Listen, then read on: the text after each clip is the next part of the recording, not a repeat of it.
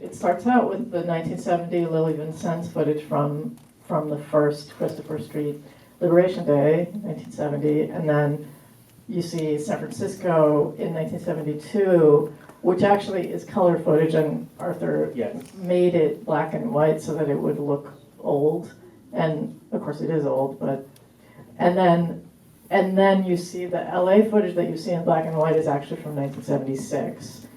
So it's not that old because, this is 1977, but. We were joking, like, on the way over, you can kind of date which year, especially the Christopher Street West footage takes place by looking at the marquees of the cinemas, on Hollywood Boulevard. So, like the footage of the kind of like the hippies running from behind the truck when they're shooting in reverse, I think that's from Coming Out. Yeah, from 72. Yeah. Which we showed before Buddies last year at Outfest, which is also a film by Arthur Bressan Jr., so on one of his last film that he completed not long before coming to AIDS. A really beautiful fiction film that he wrote and directed. So what are your impressions watching this again? I find it so moving, and like the all the folk music, like it's so earnest, and it kills me. I was totally crying through half of it, and it initially is a little like, oh my God, this is so cheesy, but like I love it, really love it, and you have the sense of Arthur's kind of hippie roots, and he was really very put a lot of energy into the music in his films. All of the music in his films is original music, and he worked with different composers and all of those artists are all gay artists, and he it was very important to him. So I did want to say, so that guy with the really great voice, who is like, he says, he's been there since World War II, and in the corduroy jacket, right, and the tie. Yeah, and like we see him kind of twice, and then we hear his voiceover a bunch, and he's the one who kind of tells us about the history of Stonewall. And then at the end there, that like incredible thing about people who are so gay they can't hide it, and how we're here together to hold hands. So that his name is Stuart Loomis, and he's actually still alive. He lives in San Francisco and is like in his 90s, and he was one of the funders of Buddies. And Arthur clearly like had a lot of folks around him who supported all of his work, and anyway, I love him, and I love that sequence. And so it's interesting, the historical references. So he says all the drag queens and hair fairies. And does anyone know the term hair fairy? It's what we would think of as transgender, like transsexual, transvestite, which is because I was like, what is that? I've never heard that before. And Susan Stryker, the historian, filled me in on that. That's a good excavation of That's one of the more striking kind of terms that's used. Could you identify other people who appear on camera or? Oh well, the poet is Pat Parker, African American lesbian poet. Such a great poem. Love the poem. Yeah, and I every time I watch it, I think like, shouldn't we be seeing Harvey Milk? But obviously he's not in there. But that was, his beginning of his, or whatever, he was around, but I don't know. Yeah. Do you know much about some of the camera people who are doing the interviews, like the person on the street interviews? I don't know. The only name that I recognize in the production crew is Emiko Omori, who is a significant documentary filmmaker now, and yeah. And David Pascoe is a producer on some of his other films, right? Yeah. Okay. Yeah. He had his little posse, clearly. Yeah. Go ahead. Yeah. I wanted to ask you, for one thing, is the soundtrack, the music available, and also if you can tell us a little bit about the historical arc of, I guess, lesbian separatism and the idea of women and lesbians in particular being offended by drag queens, which I remember that was very much a thing, and it seems to have like changed very much in the community now. I love that sequence, and that, you know, on the one hand, he has like the one woman who's like, you know, it's offensive to me, blah, blah, blah, and then the other woman who's like, yeah, whatever, it's whatever, she's like, it's a hoot, or it's a whatever the That's for giggles, right? for giggles, you know, and like, you know, that, and like, he does that a bunch where, you know, he's kind of counter, you know, like, one person thinks this, and somebody else thinks that, and you know, I love that, and then it's kind of like, you know, he's not saying, you know, and this is what you should think, like, here's the conclusion. I mean, obviously, you know, we should think, like, we deserve our rights, you know, but I mean, I love that, you know, he spends a fair amount of time on lesbian imagery and the interviews, and, you know, which is something for that time, and there's so much, you know, kind of gay male representation.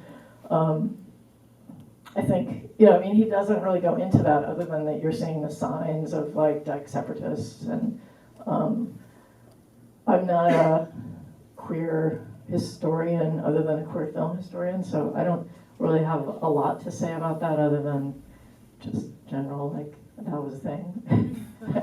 and you know, Correct me if I'm wrong, I seem to remember one of the separatist signs especially appearing in the New York sequences, although there may have been some in the Bay Area. I don't remember which exact protesters which came from which footage, but right.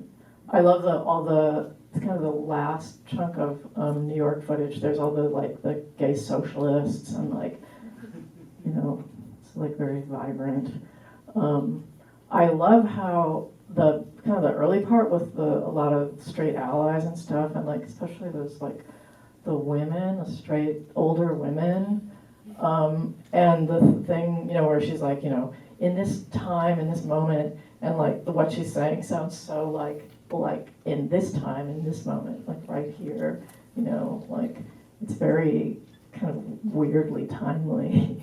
unfortunately, absolutely, yeah. It's interesting to see how succinctly sort of allies were able to kind of condense the movement at the time and how it is resonant. Yeah.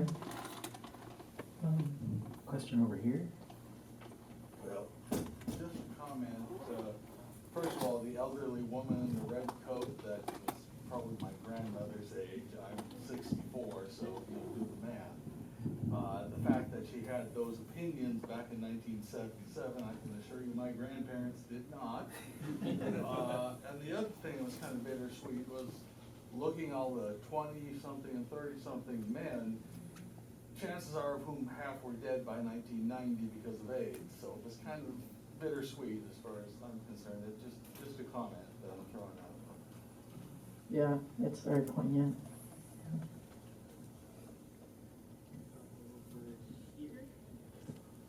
Yeah, speaking of the juxtapositions of people with different opinions back and forth, I noticed that there were also places where they just went down the line with the microphone, and people were alternating their opinions. And it was really interesting to me, the idea that they were standing there together, and how did they end up next to each other? Yeah. And also thinking about whether that could happen today, or how people would end up next to each other at a parade who completely disagreed, and they didn't really seem to turn on each other or anything.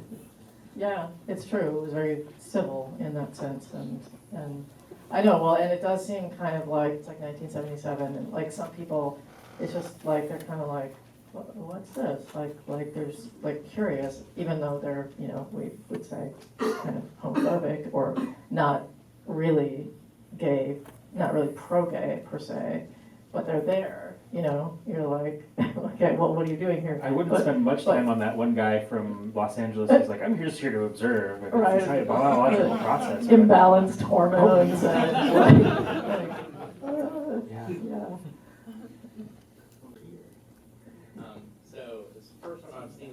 I was 11 years old when it came out, and so I just love seeing the 70s with some of my history. But you talk about the film, the production process as well.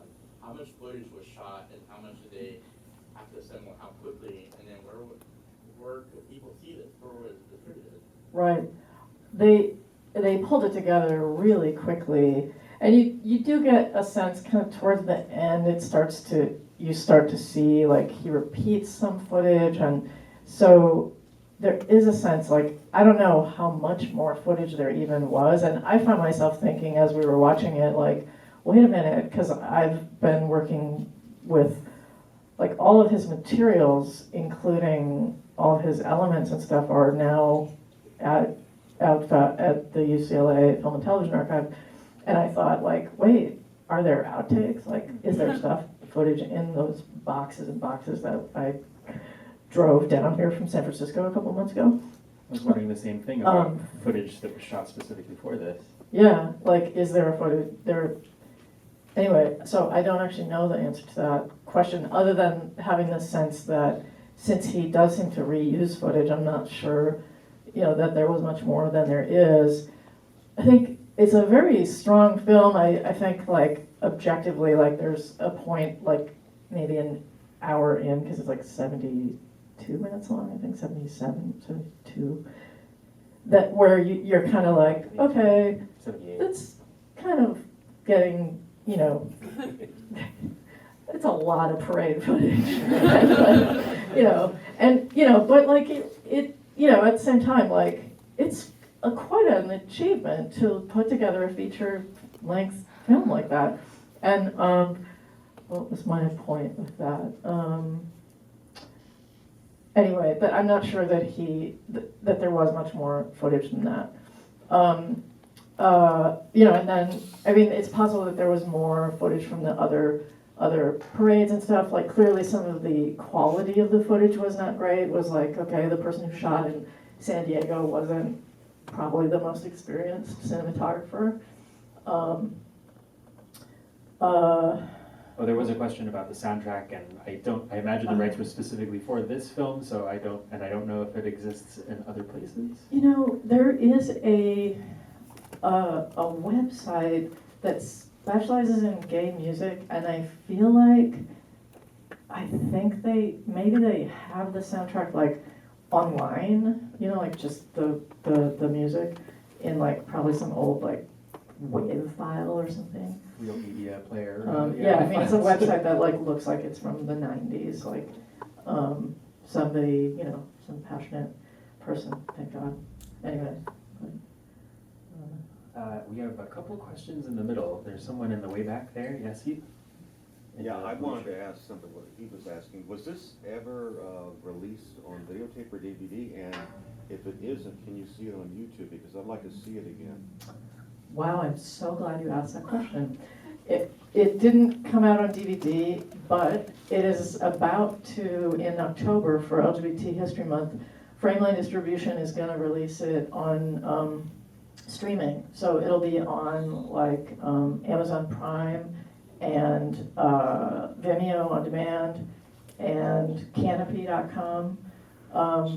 And so you'll be able to see it that way. How come we never heard about this movie? I think I've just seen every early, Word Is Out and a few others, but how come this one just kind of slipped by the wayside? Well, I'll tell you the answer to that question. So Arthur died in 1987, and his sister Ro donated all of his film elements and materials and papers and everything, just boxes and boxes and boxes of stuff, to Frameline, the San Francisco LGBT Film Festival. And all of the boxes were there, and she then moved, and Frameline lost track of her. And I worked at Frameline in the early 90s. I was one of the co-directors of the festival. And every couple years, I would be like, dang it, where is she? And because we have all this stuff in boxes, and we couldn't do anything with it because we didn't have the rights holder, which is one of the biggest issues in queer film preservation in general. And so every couple of years, I would call this old 718 phone number and be like, where the hell is she? And like, so we had lost track of her, and her name was slightly different. Like we had her married name, and she got divorced and went back to her old name, Bressan. Couldn't find her. Finally, it was like 2 years ago, weird convergence of events. It occurred to me to type the phone number into Google, and it came up with one of those like white pages things where it like forces you to pay them if you're going to get the other information about the person. But it came up and it had this other phone number, and I was like, okay, I'm going to try the other phone number, and she answered the phone. And so the point is that all of these years, his films have been unavailable because nobody could release them. And they were all just sitting in those boxes. And so until, we started this like a year and a half, 2 years ago, and so we're now gradually re-releasing all of his films. And so that is the, just tragic thing that no one has had access to them all this time. And so we're, here we are, we're trying to remedy that. This film also existed as like educational release prints, right? Yeah, Frameline actually did some like college educational bookings of it before it was restored, but it wasn't available in any kind of consumer format. Circa 80s. So, and to answer your question from earlier, it was distributed when it first came out by Kit Parker Films. To like, it had a small theatrical, limited theatrical, and it was reviewed in, New York City, the LA Times, and then it kind of rolled out over the couple of years to like, colleges and film festivals and stuff. Saw some hands. Was there a hand in the way back? Oh no, my question was answered. Oh, cool. Over here. Thank you for the restoration of this movie. I think it's such an important part of gay history, and it was so interesting to see these stories of these people who would come out after being married and having families, and they were among the first people to really live openly in the 70s.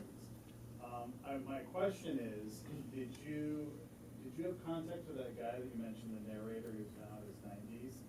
And is he aware of the restoration and to see it again? I have not been in touch with him directly, but Ro has, and I don't think he's actually seen it. But as you say that, I need to work on that and make sure that he does get to see I it. think he'd be thrilled to look back and Yeah. be like looking at a home movie for him. Yeah, and he's so great. His voice is so amazing. Was he a history teacher? I know, right? He sounds like he's like a radio announcer or something. Yeah. I don't know. Yeah. The voice of gay. Yellow shirt. First, I'd just like to make the observation, this beautiful film on the parades, not a corporate sponsor in sight, hardly a single big gay bureaucratized service organization or NGO. It's just people in the street, and we really need to bring that back. A lot. And then my quick question as a potential donor to this sort of project, can you give us an idea of an estimate of the budget on the restoration and the person hours, resources required? What a great question. Thank you for that question. Everyone listen up. You too could be part of queer film restoration. And Brennan might be able to say something about the total. I will say that one of the things that launched this, and his name is at the very beginning, Michael Holton. I had a conversation with him a couple years ago at Frameline and was talking to him about this film and how we were wanting to restore it. And he was like, sign me up, $10,000, I want to be part of it. And that was actually the seed money that really was like, okay, let's make this happen.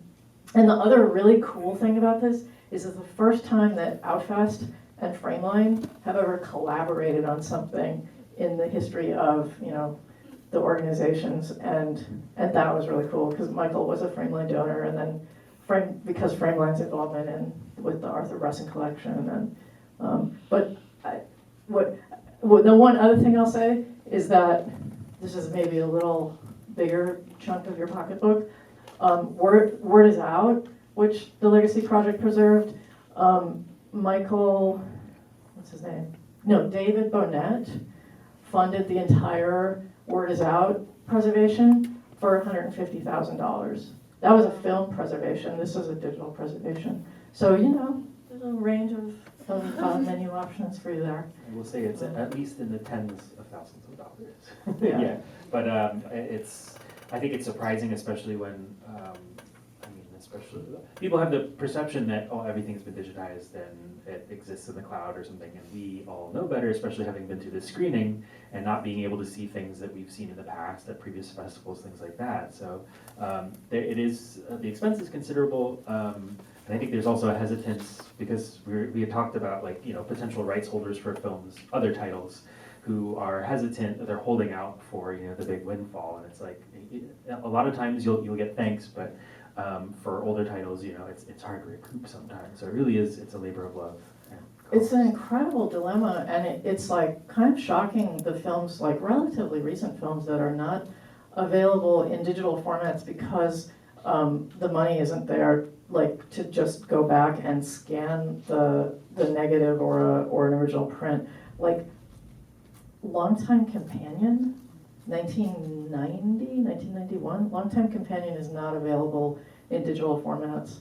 I think we need to get to work on that. Incredibly True Adventures of Two Girls in Love, 1995, huge lesbian independent release, not available in digital formats. One of the hard things for us, Parting Glance, is one of the big film restorations that we did. The version that's available streaming online, like through Amazon, it's still like an earlier The old Telecity SD, scan. Yeah. it's like a transfer from the DVD, yeah. So people ask, you've restored this film, why can't we see it? And it's a little more complicated than that. And one of the biggest, beyond sort of individuals and distributors like Frameline, who have a stake in being able to show these movies, is other film distributors who want to put something back into theatrical circulation can definitely help.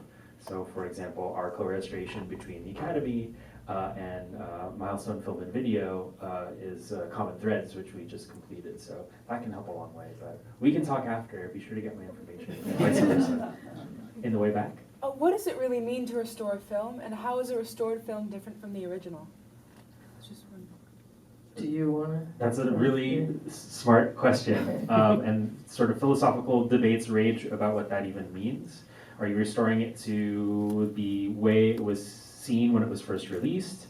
If it was released with edits, are you restoring it to the directorial intention? And in terms of color and sound, what is it going to look and sound like when you can mix into 5171 Atmos or make it with high dynamic range or what have you? There's all sorts of tools available in the restoration toolkit. So there's different sensibilities and philosophical camps as far as restoration. Well, and then there's just different levels. So for instance, Word is Out was restored from the original negative as a photochemical restoration, which is to say, new prints were created, new 35mm prints. A lot of restoration now is digital restoration. So this is a digital restoration, which involves taking the original negative and making a digital scan of it. It's, what is it? Is it 4K? I think this was done in 2K. 2K? Yeah. There was debate about whether or not, is 2K sufficient for a 16mm, which some people say it is. Other people say you should do as high a resolution as you can afford, which was 2K. And then taking the digital file and doing color corrections or, getting rid of some of the crap that collects on the negative. So from a, it would have been, whatever, quote unquote, better restoration to have gone to the negative and struck new prints that we could be watching a film. I love that there was only one film shown in the festival this year, which is often the case, which was Barbara Hammer's Tender Fictions, which was shown in 16mm last weekend. And that must have been a photochemical I believe that restoration. was just They ended up film with a to print. film. I don't think it went through a digital intermediary. Yeah, But I and that think was the Academy, right? Mhm. Yeah. Yeah, Mark Toscano at the Academy is pretty dedicated to preserving or restoring to the medium, especially with experimental film like in 16mm or other small gauge formats, the medium that it is in. But of course, it's more expensive. Yeah. Yeah. Hopefully that kind of answers. The Thank debate you. rages. Yeah. Any other questions? Any questions? Oh, no. How did it review? What was the reaction to it? The reviews for Gay USA when it first came out. There were like some really great reviews. Actually, Kevin Thomas in the LA Times was extremely generous and acknowledged what a significant thing it was.